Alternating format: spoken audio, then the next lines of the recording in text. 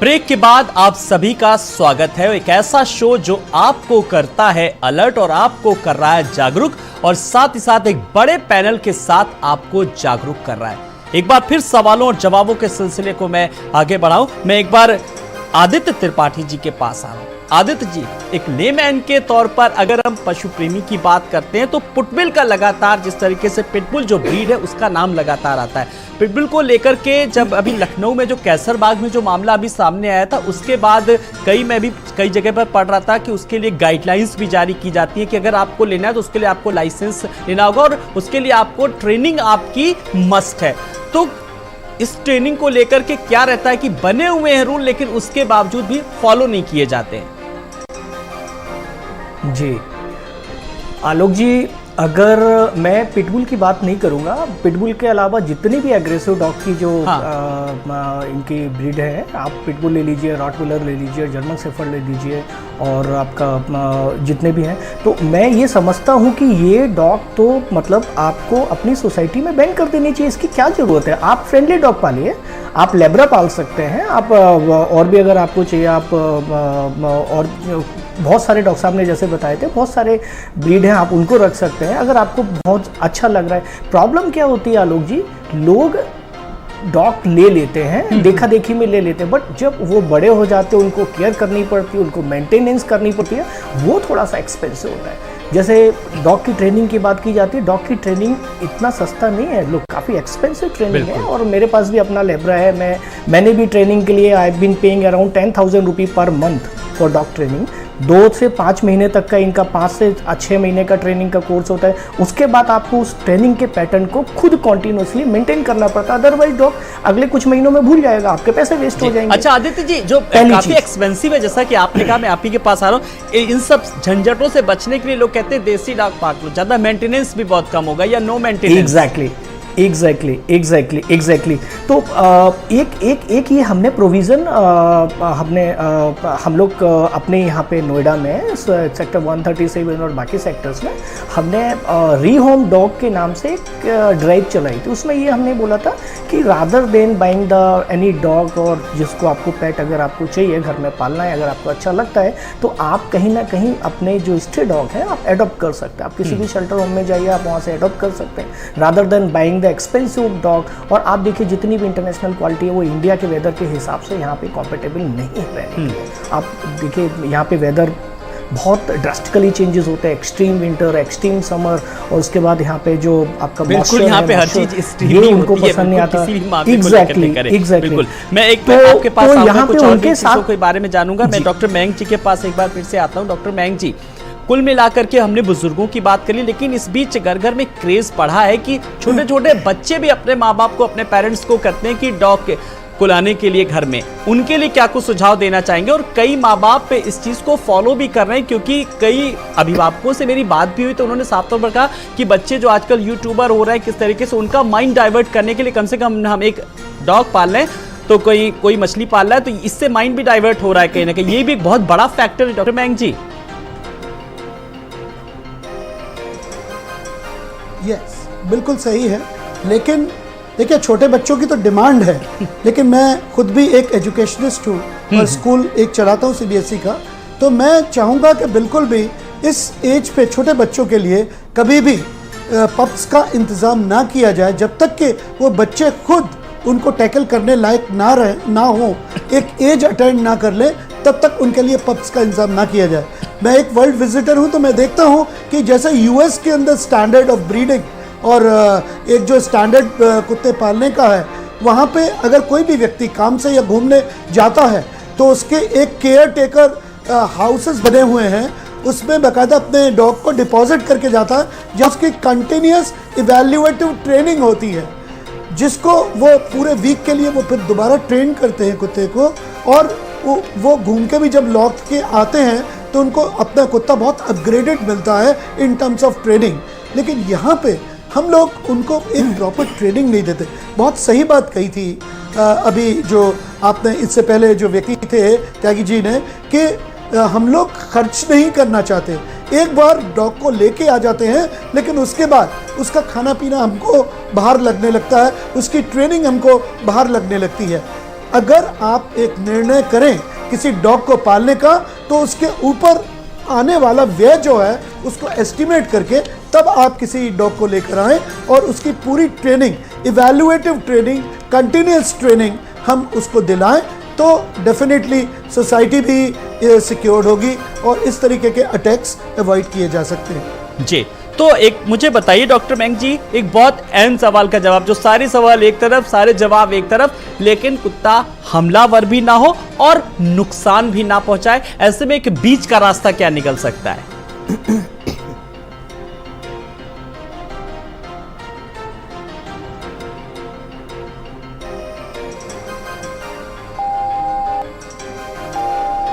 तो किसी से भी उसको छुपाए नहीं, सबसे एक्सपोज करवाएं, शेक हैंड्स करवाएं और बाकायदा जो भी व्यक्ति आए उससे उसको इंट्रोड्यूस जो भी व्यक्ति आए उससे उसको इंट्रोड्यूस कराया जाए। कोई भी एनोनिमस, कोई भी अचानक अपरिचित व्यक्ति जब भी आता है तब उनका एकदम से पारा चढ़ने लगता है।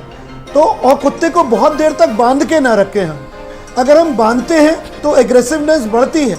एक खुले वातावरण में कुत्ते को खुला रखें, कुत्ते को एक्सपोज होने दें और ट्रेनिंग के थ्रू हर एक से शेक हैंड करवाएं, तो एक ऐसे डॉग्स का टेम्परामेंट बहुत काम हो जाता है और वो फिर कभी भी एक अटैकिंग व्यू पॉइंट नहीं रखते।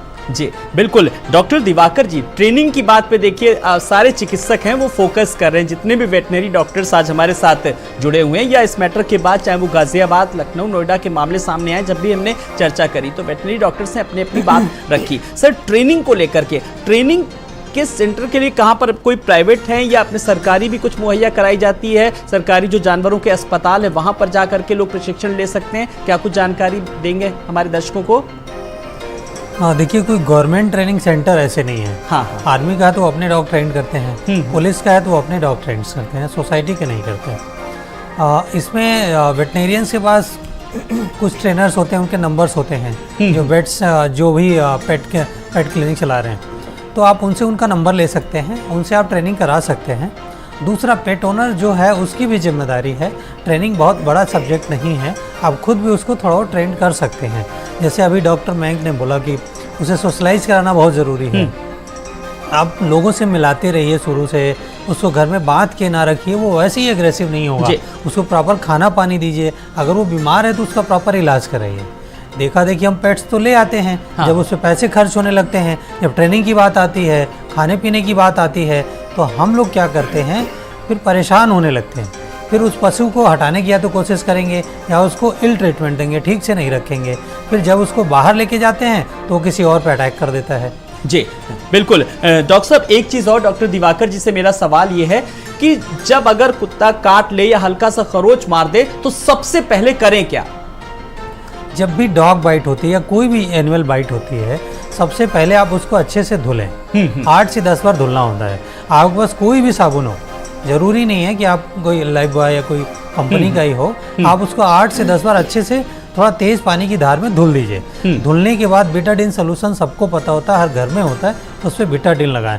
जनरली अगर ब्लीडिंग बहुत तेज नहीं है तो उसको बैंडेज नहीं करते हैं, क्योंकि जब भी बाइट वुंड है उसको थोड़ा खुला रखिए। अगर बहुत ज़्यादा ब्लीडिंग है या ब्लीडिंग हो रही है तो थोड़ी देर के लिए आप उसको बैंडेज कर सकते हैं कि ब्लीडिंग रुक जाए। उसके बाद उस वुंड को खुला रखिए, उसकी ड्रेसिंग करिए, और बाइट अगर हुई है तो ये पता करिए कि जो जानवर काटा है वो वैक्सीनेटेड है, अनवैक्सीनेटेड है। अगर उसको वैक्सीन नहीं लगी है तो आप भी एंटी टेटनस और एंटी रेबीज वैक्सीन अस्पताल में जाके लगवा लीजिए। गवर्नमेंट हॉस्पिटल में ये वैक्सीन फ्री ऑफ कॉस्ट लगती हैं जी। तो जो भी नियर बाई में आपका गवर्नमेंट हॉस्पिटल है, सिविल है, लोहिया अस्पताल है, वहाँ पे आप जाएंगे तो ये फ्री ऑफ कॉस्ट आपको वैक्सीन लगाते हैं जी। यानी कि जो छोटे छोटे उपाय हैं ये सब हम करें। अगर हमने कोई पालतू जानवर, अगर पेट्स पाला है तो हम ये छोटे छोटे उपाय करें। इसीलिए आज हमने एक खास एक्सपर्ट पैनल बुलाया है जो हमें तमाम सारी जानकारियां दे रहा है। आदित्य जी, मैं आपके पास आऊंगा। आप तो पूरी तरीके से डिवोशन आपका आदित्य जी मुझे नजर आ रहा है, क्योंकि आपने जिस तरीके से बताया कि आप ख्याल रखते हैं। लेकिन कुल मिलाकर के आदित्य जी अगर बात करें तो एक चीज हमें गांठ बांध लेनी है, यह याद रखना है कि अगर हमें अपने घर में डॉगी पालना है तो सबसे पहले हमें खुद भी ट्रेंड होना होगा। बिल्कुल आलोक जी, आप देखिए लोग, जैसा कि मैंग जी ने भी कहा है कि लोग डॉग को लेके आते हैं लेकिन उनके लिए टाइम नहीं दे पाते हैं। सर, डॉग पालना, लेके आना, बाई करना, परचेज करना, पैसे खर्च करना, इजी है उसको आप इन पर्सन टाइम देना बहुत इंपॉर्टेंट है। अगर आप इन पर्सन टाइम नहीं देते हैं, डॉग के बिहेवियर को नहीं समझते हैं, ऑफ कोर्स ऑब्वियसली डॉग आपका एग्रेसिव हो जाएगा और इतना एग्रेसिव हो जाएगा कि वो किसी के ऊपर कभी भी अटैक कर सकता है, आपके घर के लोगों के ऊपर भी अटैक कर सकता है अगर वो डिफरेंट काइंड ऑफ आपकी डेंजरस ब्रीड हुई। नहीं तो आपके लिए हमेशा डॉग आपका बीमार हो जाएगा, आपको उसको थोड़ा सा नर्वस ब्रेकडाउन उसका हो सकता है, वो आपका डिप्रेशन में जा सकता है। तो ये सब फीचर्स हमारे डॉग के समझने के लिए होते हैं। तो being a person, being a human being, हमें भी डॉग के नेचर को, डॉग के पूरे बिहेवियर को समझना होगा और उनकी लाइफ स्टाइल को भी उसी हिसाब से सेट करना होगा जो उनको कंफर्ट दे सके, पहली बात। दूसरी बात, मैंने बहुत सारे लोग डॉग ऑनर ऐसे देखे हैं कि वो अपने डॉग को ओवर पैम्पर्ड कर लेते हैं। जैसे लिफ्ट में केस हुआ कि बच्चे को डॉग काट रहा था, बट वो जो मैम थी उन्होंने डॉग को लीज को ज़्यादा से खींचना ज़रूरी नहीं समझा। उनको शायद फील हो रहा होगा कि हमारे डॉग को शायद गले में कुछ प्रॉब्लम हो जाएगी या कुछ हो जाएगी। तो सर ये सब चीज़ें हमें समझना चाहिए। आपका डॉग का नेचर, डॉग के बिहेवियर, डॉग की कंफर्ट उतना इंपॉर्टेंट है जितना सामने वाले पर्सन की लाइफ, फर्स्ट थिंग। दूसरा, अगर हम ये सब जिम्मेदारियों की बात करें, किसकी क्या जिम्मेदारी है, तो ये सर हमारी डॉग ऑनर की, वहाँ के रेजिडेंट वेलफेयर सोसाइटी के RWR एसोसिएशन की। दूसरा, हमारे नगर निगम या अथॉरिटी की जिम्मेदारी है जिसमें उनको एक वैक्सीनेशन ड्राइव चलानी चाहिए। दूसरा, उनको government awareness and free sterilization drive चलानी चाहिए फॉर द पेट ऑनर। आप समझिए सर, पेट ऑनर अगर स्टरलाइज नहीं होंगे और कल के डेट में वो मैटिंग के बाद उनके पपीज होते हैं तो लोग क्या करते हैं, कहीं बेचने के लिए उनको करते हैं, नहीं होते तो वो कहीं किसी मार्केट में या किसी रेस्टोरेंट के बगल में चुपचाप से छोड़ के चले जाते हैं, क्योंकि स्टरलाइजेशन भी थोड़ा एक्सपेंसिव होता है। तो गवर्नमेंट को इन सब चीज़ों को मॉनिटर करना चाहिए। दूसरा, उनके रीहोम और रिहेबिलिटेशंस के लिए बहुत सारी चीज़ें करनी चाहिए।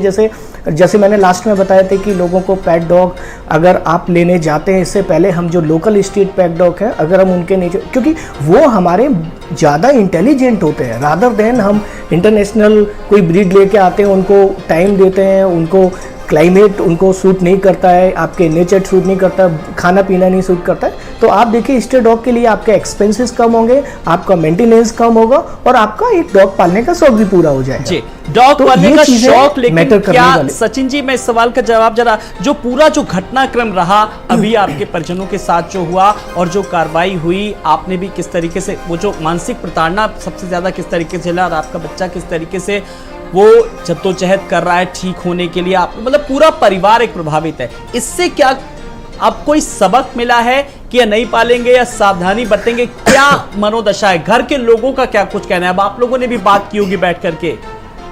नहीं, ऐसा कुछ नहीं है कि डॉग नहीं पालना। मेरा कहना तो यार डॉग पालो, ठीक है, अच्छी बात है, पालो, पर सोसाइटी को देखते हुए पालो और पूरे केयर टेकर से रखो। जो मैंने पहले ही बताई है, सब डॉक्टर साहब ने सबने ये बात बोली है कि डॉग जो भी आप ब्रीड ले रहे हो, पहले उस ब्रीड के बारे में सारी चीज समझो, उसके लिए क्या क्या अपने को देना है, कब फीडिंग देनी है, कब इसकी वैक्सीनेशन होनी है, और वो डॉग को कितनी जगह में रखना है, वो आपके घर के लायक है या नहीं है, सबसे पहले। क्योंकि अभी आपने देखा अधिकतर क्या ऑफिस में बंदा गया, अभी जो मेरा पिटबुल जिसका था वो बैंक में नौकरी करते हैं, वो सुबह अपना चले गए, उनकी मदर है घर में और कोई नहीं है, वो भी जो बच्ची घुमाई थी वो भी उनकी भांजी थी, ठीक है।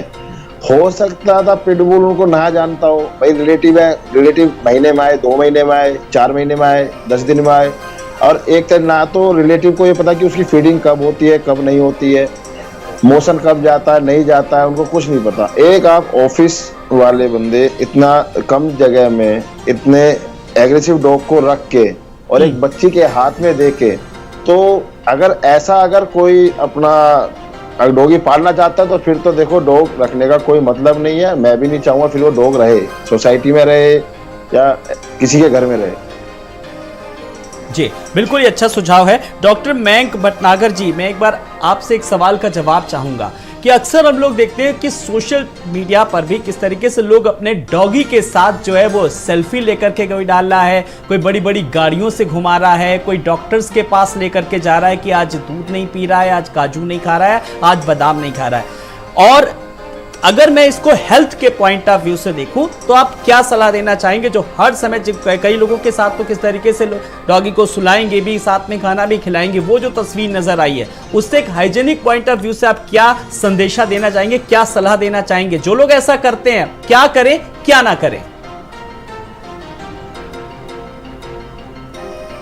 सर ज़्यादातर जो पेट लवर्स हैं वो प्रोफेशनल्स हैं। आपने देखा होगा, या तो वो डॉक्टर्स हैं या बैंक कर्मी हैं, या मतलब वो अपने घर में पूरे दिन नहीं रहते, ज़्यादातर पूरे दिन का ज़्यादा वक्त वो अपने काम में बिताते हैं। सुबह जाने से पहले वो बच्चे को कुत्ते को फीड दे देते हैं और उसके बाद में पूरे दिन नौकरों के हवाले और सर्वेंट कल्चर पे डॉग स्ट्राइव करता है, रहता है पूरा।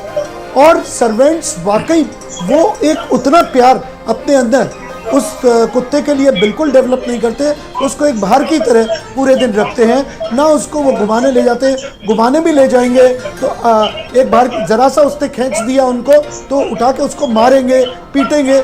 ये सबसे बड़ा मोड होता है एग्रेसिवनेस डालने का उनके। और कुछ लोग अपना जैसे डिनर कर रहे हैं, लंच कर रहे हैं, तो उसके डॉग की भी एक टेबल बना देते हैं बगल में ही, बगल में टेबल बना के उसी के साथ वो खाना खाते हैं। कई बार वो उनकी प्लेट भी चाट जाता है लेकिन वो माइंड नहीं करते, उसी में कंटिन्यू करते हैं। तो ऐसे में ये एक बहुत हार्मफुल प्रक्रिया है। मैं इसको स्ट्रांगली अपोज करना चाहूँगा कि उनके एक IQ लेवल्स बहुत डिफरेंट है, क्योंकि भगवान ने सिर्फ एक मनुष्य के अंदर एक ब्रेन दिया है, उनको हमें टेम करना पड़ता है, उनको हमें पालतू बनाना पड़ता है। उनके अंदर सोचने समझने की शक्ति नहीं है। तो ऐसे उनके सलाइवा से आप भी इन्फेक्टेड हो सकते हैं। बिल्कुल, एक इन्फेक्शन का खतरा लगातार है। बड़े अच्छे सुझाव आपने लगातार दिए हैं। एक फाइनल कमेंट मैं चाहूंगा आए हुए मेहमानों से, मैं चाहूंगा कि आदित्य त्रिपाठी जी, आपने एक सवाल कहा कि बहुत, जब मैंने तमाम सारे सुझाव भी आपने दिए, आपने कहा मुझे उनकी मानसिकता समझनी है, उनका लाइफ स्टाइल, एक नेचर।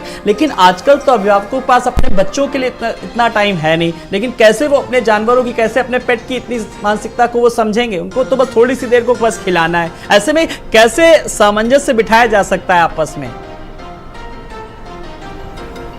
सर आपकी बात बिल्कुल ठीक है आलोक जी।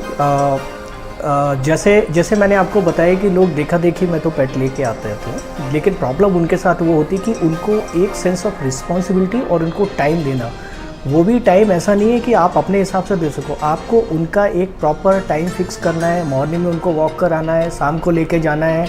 कुछ लोग तो हमारी सोसाइटी में सर ऐसे हैं कि टावर से नीचे आते हैं, गार्डन में सामने कुछ होता है, उन्होंने वहाँ पे घुमा दिया और वहाँ पे उनको डॉग उनका फ्रेश हुआ, उसके बाद वो लेके चले गए। आप ये देखिए कि एक ऐसा एनिमल है जिसको कम से कम आपको 30 से 40 मिनट वॉक करानी पड़ेगी सर, उसकी एनर्जी रिलीज नहीं होगी। अगर उसकी एनर्जी रिलीज नहीं होगी तो वो थोड़ा उसका एग्रेसिवनेस बढ़ेगा। फर्स्ट यानी कि आपको समय देना होगा, यानी कि समय देना होगा आपको, ये पहली शर्त है। और ट्रेन भी होना होगा उससे पहले। एग्जैक्टली। और अगर आप ये नहीं कर सकते हैं तो प्लीज़ आप कोई भी डॉग मत पालिए, मेरी सभी लोगों से रिक्वेस्ट है। और जो ये सोच रहे होंगे कि ना छोटा सा पपीज़ लोग देखते हैं, बहुत प्यारा सा लगता है, लेके आ जाते हैं लोग, देखा देखी में करते हैं। सर वो जब बड़ा हो जाता है, उसके लिए आपको टाइम देना पड़ता है, उसके लिए आपको एक रिस्पॉन्सिबिल एक गार्जियन की तरीके से बिहेव करना पड़ता है। वो उस सिचुएशन को आप समझिए, उसके बाद ये डिसाइड करिए कि आपको डॉग पालना है या नहीं पालना है। बिल्कुल। डॉक्टर दिवाकर सिंह जी, मैं चाहूंगा एक फाइनल कमेंट आपका भी। जो लोग पशु प्रेमी हैं और जो क्रूरता सामने आ रही है, क्या क्या सावधानी बरतें, क्या करें क्या ना करें? मैं चाहूंगा एक दर्शकों को एक सुझाव दें।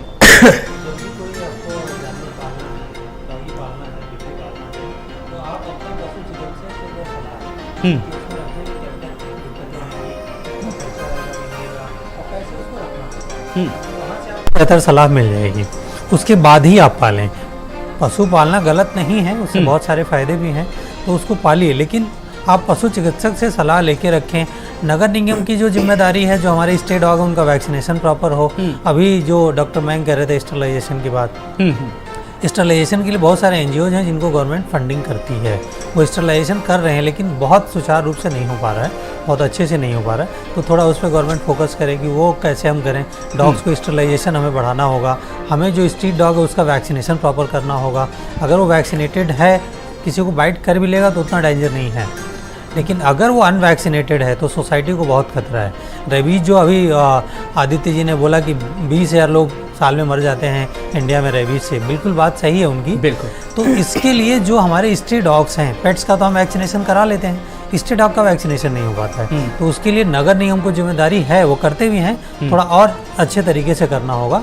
और जो एनजीओज हैं पर पिछले कुछ दिनों से सर ऐसा सुनने में आया कि अब नगर निगम की भी गाड़ियां उसने भेजना बंद कर दी, ऐसा भी कुछ है क्या सर?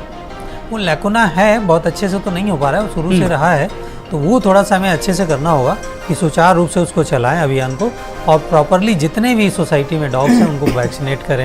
एक दिक्कत और आती है, जो वैक्सीन है वो हर साल लगानी पड़ती है, तो एक बार तो वो कर देते हैं, एनुअल बूस्टर जो बार बार लगाना होता है उसमें कई बार वो लोग पीछे हट जाते हैं। तो उसको सुचारू रूप से करना होगा, एक एक डॉग को देखना होगा और उसको वैक्सीनेट करना होगा। और सोसाइटी में जो लोग हैं उनकी जिम्मेदारी ये है कि जो भी आवारा पशु है उसको घर का बचा हुआ खाना भी अगर बाहर रख देंगे, अगर उसको खाना पानी मिलता रहेगा तो वैसे भी वो उतना एग्रेसिव नहीं होगा। जी बिल्कुल, कई बार है कि भूख से भी कुत्ते काफी एग्रेसिव हो जाते हैं, ऐसे कई मामले भी सामने आए। सचिन जी, एक फाइनल कमेंट में चाहूंगा, आप भी हमारे दर्शकों को एक सुझाव कुछ भी देना चाहते हैं कुछ? हाँ सर, मैं बोलना जरूर चाहूंगा। वैसे डॉक्टर साहब ने बिल्कुल सही बात बोली है वैक्सीनेशन का। ये डॉग है ना, एक डॉग अपना जैसे बच्चा होता है ना, बच्चे की तरह पालना पड़ता है। कब फीड देना है, कब वैक्सीन लगनी है, पूरा कार्ड बनता है। जब बच्चा होता है 1 साल तक तो रेगुलर चलता है। डॉक्टर साहब सही बोल रहा हूँ, जहाँ तक आपको तो पता है, मेरे को इतनी नॉलेज नहीं। तो समय समय पर सारी वैक्सीन देनी होती है।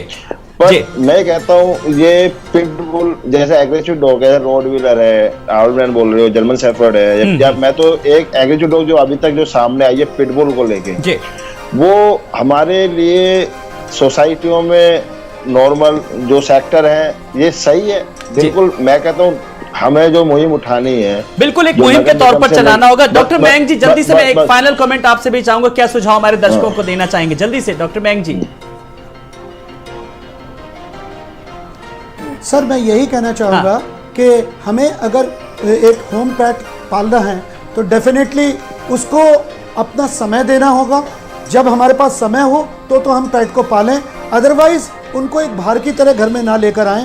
डेफिनेटली पार्वो, डिस्टेम्पर और रेबीज उनको टीके लगवाकर तभी अपने घर के अंदर हम उनकी ब्रीडिंग करें। अगर हम टीकों को अवॉइड करेंगे डेफिनेटली वो हमारे लिए एक बहुत बड़ा नुकसान पहुंचाने की प्रक्रिया हो सकती है। के लिए घर में अगर छोटे बच्चे हैं तो हमें उनका वैक्सीनेशन करवा के और तभी बिल्कुल ये छोटे छोटे उपाय का हम सबको कहीं ना कहीं पालन करना होगा। डॉक्टर मयंक जी बहुत बहुत शुक्रिया आपका। आदित्य त्रिपाठी जी आपका भी बहुत बहुत शुक्रिया। डॉक्टर दिवाकर सिंह जी बहुत बहुत शुक्रिया, और सचिन त्यागी जी भी आपका भी बहुत बहुत धन्यवाद। तो कुल मिलाकर पालतू कुत्तों को लेकर के आज हमने चर्चा की, एक बड़ा हेल्दी पैनल बुलाया जिसमें हमने तमाम सारे सवालों के जवाब लिए आए हुए मेहमानों से कि आखिर गुस्से का क्या कारण है, कुत्ता काट ले तो कैसे बचा जा सकता है, क्या क्या सावधानियां बरतें, और कुत्ता पालने से पहले भी जो सुझाव आए डॉक्टर्स के पैनल ने आज सुझाव दिए कि आपको खुद भी ट्रेंड होना होगा, तो हमें खुद भी पहले प्रशिक्षित होने की जरूरत है। विचार हम सबको करना है। नमस्कार।